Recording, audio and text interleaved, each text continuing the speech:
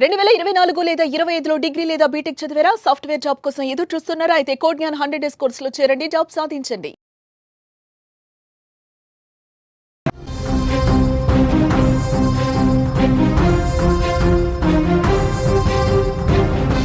Breaking news చూస్తున్నాం. అహ్మదాబాద్ విమాన ప్రమాద వీడియోను చిత్రీకరించినటువంటి వ్యక్తి ఎవరో తెలిసింది. 17 ఏళ్ల ఆర్యన్ అసారీ.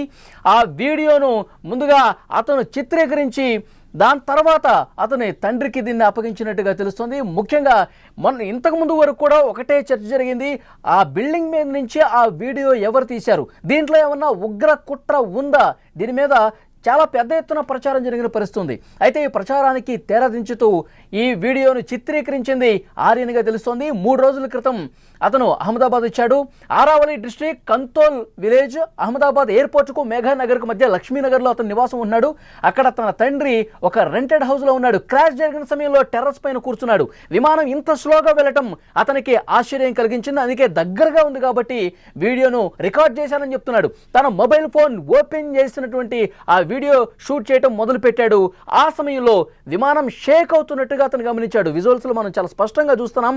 ఎప్పుడైతే విమానం ప్రమాదం జరిగిందని చెప్పి ఒక వీడియో బయటకు వచ్చిందో ఆ వీడియో తీసింది ఆర్యన్ అసారీ. 17 సంవత్సరాల యువకుడు. చాలా దగ్గరగా, బిల్డింగ్కి చాలా దగ్గరగా వస్తుంది, సౌండ్ లేకుండా వస్తుంది. ఇంతకుముందు నేను చాలా విమానాలు మన టెర్రస్ మీద నుంచి చూశాను, మన బిల్డింగ్ మీద నుంచి చూశాను, ఇంత దగ్గరగా ఎప్పుడు రాలేదే, అసలు ఏం సౌండ్ లేకుండా వస్తుందని ఆ అనుమానంతో దాన్ని రికార్డ్ చేయటం స్టార్ట్ చేశాడు. వీడియో తీయటం మొదలుపెట్టాడు.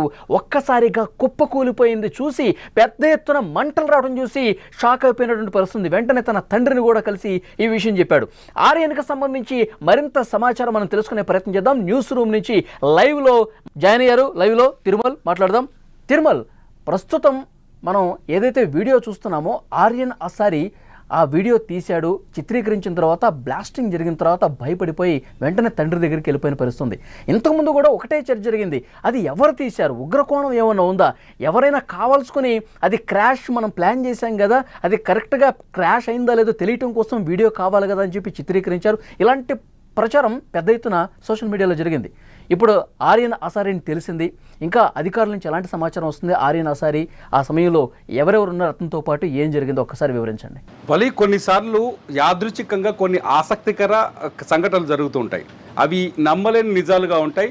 అందులో ఆ నిజాన్ని కొందరు నమ్ముతారు, కొందరు నమ్మరు. డిజిటల్ మీడియాలో లేకపోతే సోషల్ మీడియాలో కామెంట్లు చేసేవాళ్ళు ఏది నిజమని నమ్మరు. బేసిక్గా మనం చేసే ప్రతి వీడియో కింద మనం కొన్ని చూస్తున్నాం, అన్ని అబద్ధాలు చెప్తూ ఉంటారు.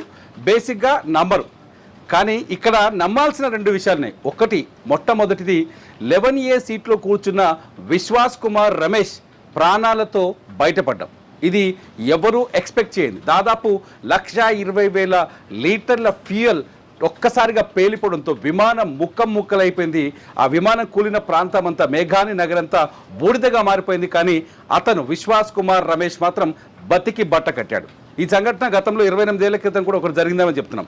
రెండోది వచ్చేసి ఈ వీడియో చిత్రీకరణ, విమానం కూలిపోతున్న ఈ వీడియోని చిత్రీకరించడం. మీరు అన్నట్టు ఒక చర్చ జరిగింది సోషల్ మీడియా వేదిక పైన. ఏంటంటే ఎవరైనా కుట్రదారులు ఈ వీడియోని, అంటే విమానానికి కూల్చే ప్రయత్నం చేసి ఆ వీడియోని రికార్డ్ చేసి ఉంటారో ఒక చర్చ జరిగింది. కానీ వాస్తవాలు ఏంటంటే ఎంక్వైరీ చేస్తే చాలా ఒక సింపుల్ సమాధానం దొరికింది. ఏంటంటే 17 ఏళ్ల ఆర్యన్ అసారీ అనే ఒక 17 ఏళ్ల కుర్రాడి వీడియోని రికార్డ్ చేశాడు తన మొబైల్ ఫోన్లో. ఇతను ఆర్యన్ అసారీ కంతోల్ అనే గ్రామంలో ఉంటాడు. అతనిది అహ్మదాబాద్ కాదు, తండ్రి మెట్రోలో సూపర్వైజర్గా పనిచేస్తాడు. ఆర్యన్ సెలవుల కోసం ఇక్కడికి వచ్చాడు. ఆర్యన్ ఇప్పుడు 1+2 చదువుతున్నాడు. తండ్రికి ఆయన ఊర్లో ఉండి చదువుకుంటాడు. తండ్రి ఇక్కడ ఉండడంతో తండ్రి దగ్గరకు వచ్చి లక్ష్మీనగర్ ఒకటి ఉంటుంది, అహ్మదాబాద్ ఎయిర్పోర్ట్కి ఇప్పుడు ప్రమాదం జరిగిన మేఘాని నగర్కి మధ్యన లక్ష్మీనగర్ అనే ఒక ఏరియా ఉంటుంది. ఆ లక్ష్మీనగర్ ఏరియాలో ఈ ఆర్యన్ తండ్రి రెంటెడ్ హౌస్లో ఉంటున్నాడు. ఒక 3 స్టోర్డ్ బిల్డింగ్లో ఉంటున్నాడు. ఆ 3 స్టోర్డ్ బిల్డింగ్లో టెర్రస్ పైన కూర్చున్నాడు ఆర్యన్. ఎప్పుడు సరిగ్గా 1:39 12వ తేదీన టెర్రస్ పైన కూర్చొని అక్కడ సాధారణంగా ఎయిర్పోర్ట్ పక్కనే ఉంటాడు కాబట్టి ఎగురుతున్న విమానాలు చూడడం ఆర్యన్కి అలవాటు. రెగ్యులర్గా విమానం వచ్చినప్పుడు అక్కడ పెద్ద సౌండ్ వస్తుంటుంది, బయటకు వచ్చి చూడడమో లేకపోతే అక్కడ కూర్చొని టైంపాస్ చేయడమో, కొంచెం రిలాక్స్ అవుతున్న టైం. అయితే ఒక విమానం భారీ ఎత్తున అతి పెద్ద విమానంలా కనిపించింది. ఆ విమానం పైకి గాల్లోకి ఎగిరి వస్తుంది, కానీ సౌండ్ రావట్లేదు. ఆర్యన్ తన స్టేట్మెంట్లో చాలా స్పష్టంగా చెప్పాడు, విమానం గాల్లోకి ఎగిరింది కానీ శబ్దం రాకపోయేసరికి కొంత ఆశ్చర్యం అనిపించింది. రెండో పాయింట్ వచ్చేసి చాలా దగ్గరగా ఉండటం, ఆకాశానికి భూమికి చాలా దగ్గరగా తక్కువ ఎత్తులు ఎగురుతుండడంతో అది తన మొబైల్ ఫోన్లో క్యాప్చర్ చేయడానికి ఇమీడియట్లీ వీడియో రికార్డ్ చేయడం మొదలుపెట్టాడు. విమానం తన థర్డ్ ఫ్లోర్ బిల్డింగ్ పైన టెర్రస్ పైన నిలబడి రికార్డ్ చేయడం మొదలుపెట్టాడు. అతను మొబైల్లో వీడియో రికార్డ్ చేస్తుండగానే విమానం తన పక్క కాలనీలో కుప్పకూలిపోయింది. ఒక్కసారిగా బ్లోఅవుట్ వచ్చేసింది, పెద్ద మంటలు వచ్చేసాయి. అది చూసి ఆర్యన్ ఒక్కసారిగా భయపడిపోయాను అని చెప్తున్నాడు. గజగజ వణుకుతూ కిందికి పరిగెత్తాను, ఇంట్లో తన తండ్రి ఉన్నాడు, అప్పటికే తండ్రి దగ్గరికి వెళ్ళిపోయి ఆ వీడియోను చూపించేసరికి ఆయన అవాక్ అయిపోయాడు. సూపర్వైజర్గా పనిచేస్తున్నాడు కాబట్టి ఆ వీడియోని కొన్ని గ్రూపుల్లో షేర్ చేశాడు. నిమిషాల్లోనే ఆ వీడియో ప్రపంచవ్యాప్తంగా వైరల్గా మారిపోయింది అని చెప్పారు. ఆర్యన్ చెప్తున్న మాటలు, ఆర్యన్ ఇంకో మాట కూడా చెప్తున్నాడు, నేను జీవితంలో మళ్ళీ విమానం ఎక్కను, ఇంత పెద్ద ప్రమాదం కళ్ళతో చూశాను అని చెప్పేసి. అసలు విమానం ఎక్కాలంటే నాకు భయం వేస్తుంది చెప్పాడు. నిజానికి ఆర్యన్ రికార్డ్ చేసింది ఏంటి, పెద్ద విమానం భూమికి దగ్గరగా వెళ్తుందని. కానీ అప్పటికే విమానం అదుపు తప్పి ఆర్యన్ నివాసం ఉన్న లక్ష్మీనగర్ ఏరియా దగ్గరకు వచ్చేసరికి డౌన్ అయినట్టుగా మనం ఇక్కడ అర్థం చేసుకోవాలి. 650 ఫీట్ల ఎత్తు నుంచి ఒక్కసారిగా 475 ఫీట్లకు పడిపోయింది. అప్పటికే ఏటీసీకి విమానంలో ఉన్న శబ్దం, ఏటీసీ ఇచ్చిన సమాచారం ప్రకారం మేడే అనే సమాచారం వెళ్ళిపోయింది. కానీ ఆర్యన్కి ఇదంతా తెలియదు, శబ్దం లేదు, సౌండ్ లేదు, విమానం షేక్ అవుతున్నట్టుగా తాను గమనించానని చెప్తున్నాడు ఆర్యన్. ఒక ఆర్యన్ రికార్డ్ చేసే సమయంలో తన ఇంటి దగ్గర ఉన్నటువంటి ఒక చెట్టుకి తాక్కుంటూ అట్లా వెళ్ళింది అని కూడా ప్రచారం ఉంది. నిజమేనది? ఇంటి దగ్గర ఒక చెట్టుకి ఏమైనా తగిలిందా? ఎస్ ఇక్కడ ఆర్యన్ ఏ ఇంట్లో అయితే రెంట్కుంటుండో, లక్ష్మీనగర్ లో ఏ ఇంట్లో అయితే రెంట్కుంటుండో ఆ ఇల్లు గతంలో ఎయిర్పోర్ట్ లో క్యాజువల్ లేబర్ గా పనిచేసిన కైలాసభ అనే మహిళది. ఈ కైలాసభ రిటైర్ అయ్యారు, వచ్చి అహ్మదాబాద్ ఎయిర్పోర్ట్ పక్కన లక్ష్మీనగర్లో ఇల్లు కట్టుకున్నారు, ఆ ఇంట్లోనే ఉంటున్నారు. విచిత్రమైన సంఘటనే ఇక్కడ, ఇది యాదృచ్ఛికమని చెప్తున్నాను. అందుకే ఈ వీడియో రికార్డ్ చేసింది ఎవరు, ఆ ఇంట్లో అంటే కైలాసభ ఇంట్లో మూడో ఫ్లోర్లో రెంట్కుంటున్న ఒక వ్యక్తి కుమారుడు ఆర్యన్. కింద ఆ ఇల్లు ఎవరిది, ఎయిర్పోర్ట్లో పనిచేసిన, గతంలో ఎయిర్పోర్ట్లో పనిచేసి రిటైర్డ్ అయిన కైలాసభ అనే ఒక మహిళది. ఆ మహిళతో కూడా గుజరాత్కి సంబంధించిన పత్రిక మాట్లాడినప్పుడు ఒక ఆసక్తికర సంఘటన చెప్పింది. సాధారణంగా ఇంత పెద్ద ఫ్లైట్ వచ్చినప్పుడు సౌండ్ ఎక్కువగా వస్తుంది కాబట్టి ఆ సౌండ్ రావట్లేదు ఏంటి, ఫ్లైట్ డల్గా వస్తుంది అని తనకు అనుమానం వచ్చింది. ఎందుకంటే ఆమె ఎయిర్పోర్ట్లో పనిచేసింది, విమానాలు వాటి టేక్ ఆఫ్ వ్యవహారాలన్నీ తనకు తెలుసు. సౌండ్ రావట్లేదు అన్నప్పుడే అనుమానంతో ఆమె ఫ్లైట్ వైపు చూస్తుంది. అదే సమయంలో ఆర్యన్ కూడా పైన వీడియో రికార్డ్ చేస్తున్నాడు. ఈ రెండు సంఘటనలు ఆ గుజరాత్కి సంబంధించిన పత్రిక ప్రచురిస్తే ఆశ్చర్యంగా అనిపించింది అది ఒకసారి చూస్తే. సో ఆమె ఒక మాట చెప్పారు, ఎయిర్పోర్ట్ పక్కనే ఒక పెద్ద వేప చెట్టు ఉంది. గతంలో అహ్మదాబాద్ ఎయిర్పోర్ట్లో కూడా ఆమె పనిచేసింది. పెద్ద వేప చెట్టు ఉంది. తను చూసినప్పుడు ఆ వేప చెట్టు పై కొమ్మకి విమానం తగిలిందనే అనుమానం కలిగిందంటూ ఆమె చెప్పిన మాటల్లో ఉన్నాయి. ఇవన్నీ చూస్తుంటే నిజంగా అంటే టేకాఫ్ అయిన కొన్ని సెకండ్లలోనే విమానానికి సంబంధించిన బోయింగ్ 787 సంబంధించిన 2 ఇంజన్లు ఫెయిల్ అయ్యాయి అనేది ఇప్పుడు అనుమానాలు కలుగుతున్నాయి. ఇవన్నీ చూస్తుంటే కొంత ఆసక్తికరమైన చర్చ అయితే మొదలైంది. అయితే కైలాసభ గతంలో కూడా విమాన ప్రమాదాలు చూశానని చెప్పారు. ప్రమాదం జరిగిన ప్లేస్లోకి వెళ్ళి గతంలో రెస్క్యూ ఆపరేషన్లు కూడా చేశానని చెప్పారు. కైలాసభ టెక్నికల్ నాలెడ్జ్ కొంత ఉంది. విమానం ఎయిర్పోర్ట్కి సంబంధించిన విషయాలు ఆమెకు తెలుసు, టేకాఫ్కి సంబంధించిన విషయాలు ఆమెకు తెలుసు. కానీ వీడియో రికార్డ్ చేసిన ఆర్యన్కి ఇవేవి తెలియదు. ఆర్యన్ టైం పాస్కు చేసిన వీడియో. నిజం చెప్పాలంటే ఒక మాటలో చెప్పాలంటే టైం పాస్ కోసం ఏదో ఫ్లైట్ దగ్గరగా వస్తుంది, అదొక వైరల్ వీడియో అవుతుంది, పెద్ద విమానం కనిపిస్తే మొబైల్ ఫోన్లో వైరల్ వీడియో అవుతుంది అనే ఉద్దేశంతో మరి ఈ వీడియో చిత్రీకరించకపోతే కనుక ఏదైతే ఎయిర్పోర్ట్ దగ్గర ఉన్నటువంటి సీసీ ఫుటేజ్ ఉందో అది మాత్రమే ఈ ప్రపంచానికి తెలుసుండేదేమో. ఎంత దగ్గరగా అది కిందకి పడిపోతున్న దృశ్యం ఆర్యన్ ఇప్పుడు ఏదైతే వీడియో తీశాడో, ఏ విధంగా బ్లాస్ట్ వచ్చిందో, పెద్ద ఎత్తున మంటలు వచ్చాయో, ఇది ఇంకా ప్రపంచం చూసి ఉండకపోవచ్చేమో, అతను తీయకపోయి ఉంటే. ఏమంటారు? నిజంగా, ఎందుకంటే ఇక్కడ వలి చాలా స్పష్టంగా ఆర్యన్ రికార్డ్ చేసిన వీడియో ఇప్పుడు విమాన ప్రమాదానికి సంబంధించిన ఇన్వెస్టిగేషన్ ఏదైతే జరుగుతుందో ఆ ఇన్వెస్టిగేషన్లో అత్యంత కీలకమైన వీడియోగా మారబోతుంది. ఎందుకంటే మీరు స్టార్టింగ్లో చెప్పినట్టు ఎవరైనా కుట్ర చేశారా, ఆ కుట్ర సందర్భంలో ఉద్దేశపూర్వకంగానే ఈ విమానం టేకాఫ్ అవుతున్న సమయంలో వీడియోని రికార్డ్ చేశారనే చర్చ కూడా స్టార్టింగ్లో, అంటే ప్రమాదం జరిగిన జూన్ 12వ తేదీన ఈ చర్చ కొంతవరకు సాగింది. ఆ తర్వాత అది కుట్ర కాదు అని కొందరు ఎక్స్పర్ట్స్ చాలా స్పష్టంగా చెప్పారు. కానీ ఈ వీడియో రికార్డ్ చేసింది ఎవరనే చర్చ మాత్రం జరిగింది. ఈ వీడియో రికార్డ్ చేసింది ఎవరని గుజరాత్కి సంబంధించిన ఒక పత్రిక వెళ్ళి ఆ ఏరియాలో ఉన్న వ్యక్తిని ఆరా తీస్తే ఆ వ్యక్తి అంటే వచ్చింది ఆర్యన్ ఆ పత్రికకి వీడియో ఇంటర్వ్యూ కూడా ఇచ్చాడు. ఆయన ఇంటర్వ్యూలో చాలా ఆసక్తికరమైన విషయాలు చెప్పాడు. ఆర్యన్ చాలా స్పష్టంగా కొన్ని విషయాలు చెప్తాడు.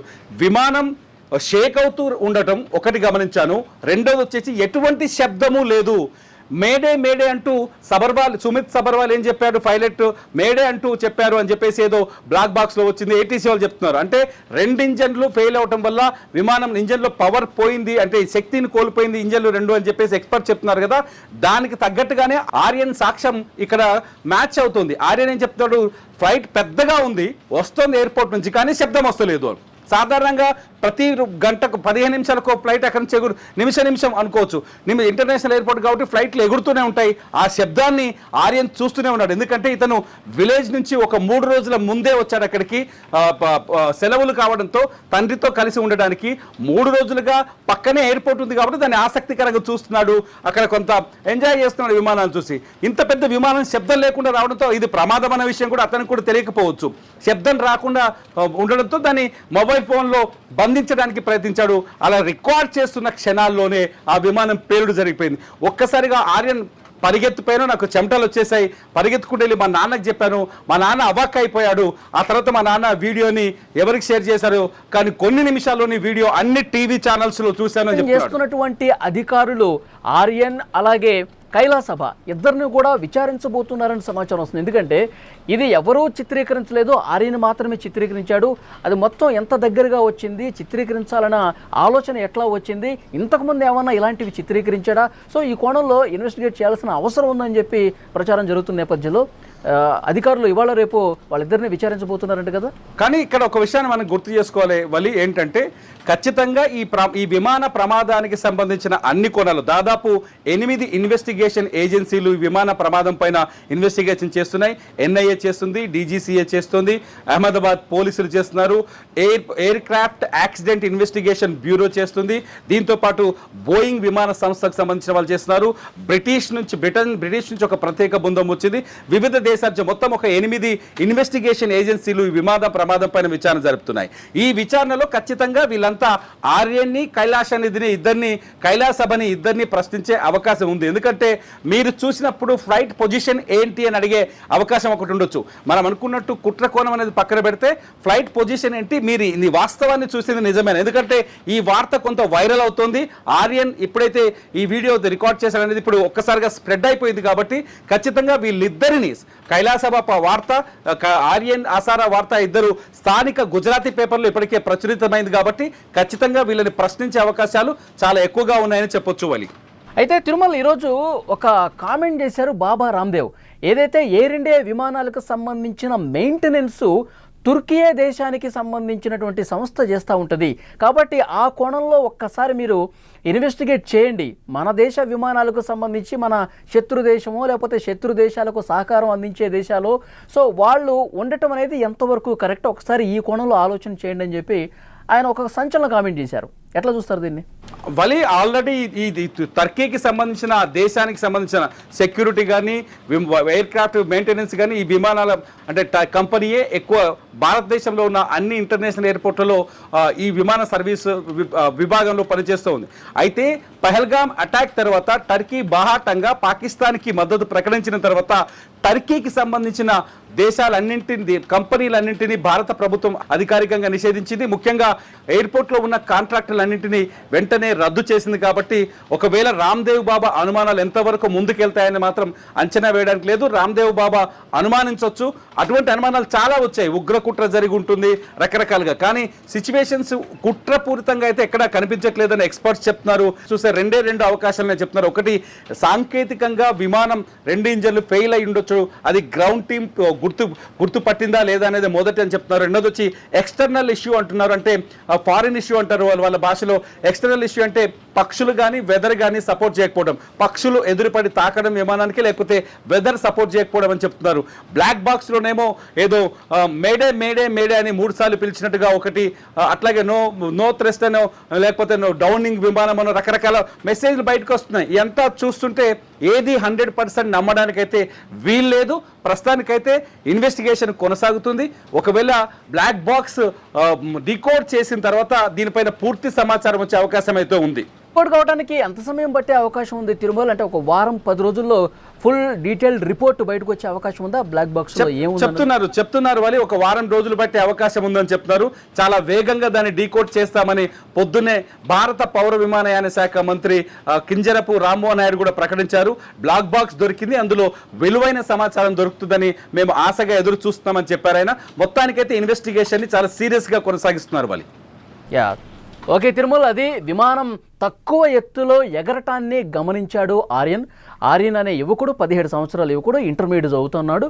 అతను అనుమానం రావడంతో, ఎందుకంటే సౌండ్ లేకుండా విమానం వస్తుంది, చాలా దగ్గరగా వస్తుంది. తను ఏదైతే టెర్రస్ మీద ఉన్నాడో బిల్డింగ్ మీద ఎప్పుడూ చూడని, ఎందుకంటే గతంలో చాలా విమానాలు చూశాడు, ఎగరటాన్ని ఎంజాయ్ చేశాడు, కానీ ఇదేంటి ఇంత తక్కువలో వస్తుంది, మనకి ఎంత దగ్గరగా ఇంత పెద్దగా విమానం కనిపిస్తుంది అని అసలు ఎప్పుడూ చూడలేదు. కాబట్టి వీడియో చిత్రీకరించడం స్టార్ట్ చేశాడు.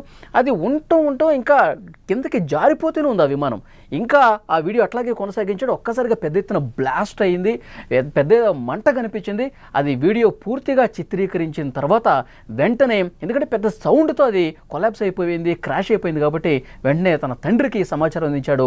అతను మెట్రోలో పనిచేస్తూ ఉన్నాడు కాబట్టి స్థానికంగా ఉన్నటువంటి గ్రూప్స్లో వేయడంతో క్షణాల్లో ఈ ప్రపంచం మొత్తం కూడా ఇది వైరల్ అయిపోయినటువంటి పరిస్థితుంది. సో ప్రస్తుతం ఆర్యన్ భయపడిపోతూ ఉన్నాడు.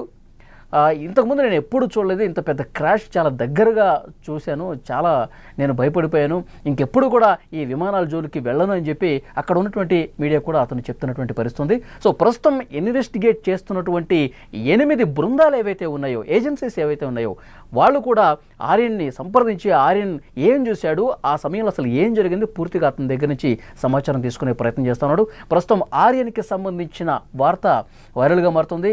ఆర్యన్ ఎవరు అని చెప్పి, ఈ వీడియో ఎవరు చిత్రీకరించారు, అసలు ఇది ఎలా బయటకు వచ్చింది అన్న విషయానికి సంబంధించి ఆ వార్తకి తెరపడింది. ఆర్యన్ రివీల్ అయ్యాడు, అతను బయటకు వచ్చి మాట్లాడుతూ ఉన్నాడు. సో నాకు ఆ సమయంలో ఏం జరిగిందన్నది కూడా ఇప్పటికీ నేను నమ్మలేకపోతున్నాను. అంత పెద్ద మంట వచ్చింది, అంత పెద్ద బ్లాస్ట్ అసలు నేను ఎక్స్పెక్ట్ చేయలేదు, ఇంత దారుణం జరుగుతుంది. అది ఎగురుతున్నటువంటి విమానం కిందకు వచ్చినట్టు కనిపించదు, కానీ మళ్ళీ పైకి అట్లా వెళ్ళిపోతుంది అనుకున్నాను, కానీ ఒక్కసారిగా క్రాష్ అయిపోయింది. నాకు అసలు బ్రెయిన్ నాకు పనిచేయలేదు అది నా వీడియో చిత్రీకరించిన సమయంలో అని చెప్పి అతను చెప్తున్నటువంటి పరిస్థితుంది. సో నెక్స్ట్ ఏం జరుగుతుందో చూద్దాం. ఎందుకంటే బ్లాక్ బాక్స్ ఏదైతే ఉందో, కాక్పిట్ వాయిస్ రికార్డర్ ఏదైతే ఉందో, దాన్ని కూడా డీకోడ్ చేసే ప్రయత్నం చాలా వేగంగా జరుగుతుంది. ఒక వారం 10 రోజుల్లో ఆ డీటెయిల్స్ కూడా వస్తాయి. సో ప్రభుత్వం కావచ్చు, కేంద్ర రాష్ట్ర ప్రభుత్వాలు, ఏజెన్సీస్ అన్నీ కూడా చాలా వేగంగా పనిచేస్తూ ఉన్నాయి. అసలు ఏం జరిగింది, టేక్ ఆఫ్ అయినటువంటి కొద్ది సెకండ్లోనే ఇంత పెద్ద ప్రమాదం జరగటానికి ఏంటి సమస్య, ఇది మొత్తం కూడా ఒక వారం 10 రోజుల్లో క్లియర్ కట్ డీటెయిల్స్ రాబోతున్నాయి.